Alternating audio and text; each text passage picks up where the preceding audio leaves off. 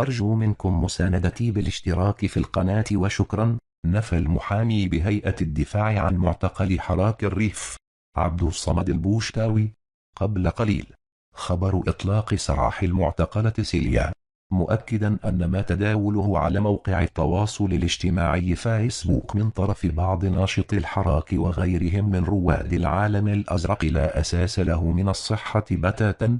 وقال البوشتاوي عبر اتصال هاتفي مع فبراير إن زميله المحامي بهيئة الدفاع عن معتقل الحراك محمد أغنش تقدم يوم الخميس 6 يوليوز بطلب للنيابة العامة بالدار البيضاء من أجل إطلاق سراح كافة المعتقلين بمن فيهم سليا ناصر الزكزفي، إلا أن قاضي التحقيق لم يعطي أي رد بخصوص الموضوع لحد الساعة.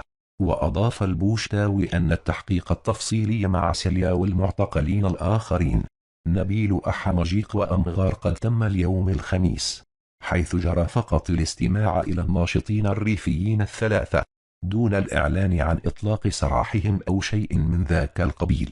واختتم البوشتاوي مؤكدا أن الحالة الصحية لسليا مستقرة في هذه الآونة، مشيرا إلى أنها تجاوزها للأزمة الصحية التي ألمت بها قبل أيام.